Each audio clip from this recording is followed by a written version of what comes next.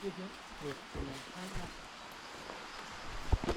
चाहिँ हाम्रो पानीको मुहानतिर जाँदैछौँ।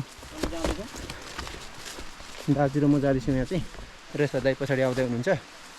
अनि यहाँ चाहिँ हामीहरू पानीको मुहानमा अलिक दिन निकै नै भयो नि दाजु, झन् 1 महिना भयो नि। अस्ति बनाएदेखि केही उयो गरेको थिएन।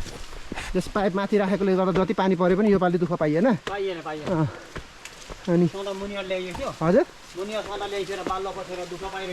त्यो मुनिको माथिको नबनाएको भए त कतिचोटि आइपर्थ्यो नि। हेर्नु त अनि केही छैन, क्लियर छ पानी एकदम। हाम्रो खानेपानीको मुहान चाहिँ यही हो। अनि यहाँबाट जाँदैछ हाम्रो खानेपानीको। यो चाहिँ उच्चाबाट राखेको छौँ हामीले। त्यही छ यो खानेपानीको मुहानको ठाउँ चाहिँ एकदम राम्रो ठाउँमा छ क्या। कहीँबाट त्यस्तो फोहोर बाढीहरू आउने केही छैन।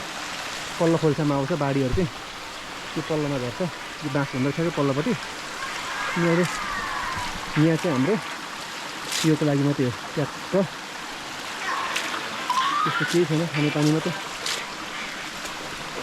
आउने हो। भलहरू पस्दैन। भलहरू नपसेकोले गर्दाखेरि चाहिँ यो चाहिँ हाम्रो सुनिलहरूको मोटेहरूको पाइप। ठिकै छ दाजु, जाउँ। सफा गर्नु नपर्ने रहेछ, एकदम सफा छ। जस यहाँ माथि राखेकोले गर्दा दुःख पाइएन योपालि। नत्र अब तपाईँको हेर्नु नि, यहाँ राखेको कतिचोटि पत्ता हेर्नु न, ऊ भरिहाल्थ्यो नि त।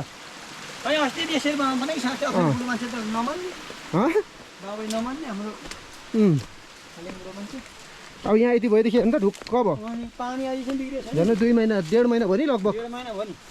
त्यस्तै छ हाम्रो आजको हाम्रो खानेपानीको यसो सरसफाइ, मुहान सरसफाइ प्लस ट्याङ्कीहरू अस्ति बनाएको ट्याङ्कीहरू थियो, ट्याङ्कीहरूलाई त्यसको योहरू झार्नुपर्ने थियो, ढलाइ गरेको बिमहरू। आज त्यही कामहरू गरियो। त्यस्तै छ। जुत्ता त आएको छैन नि। ल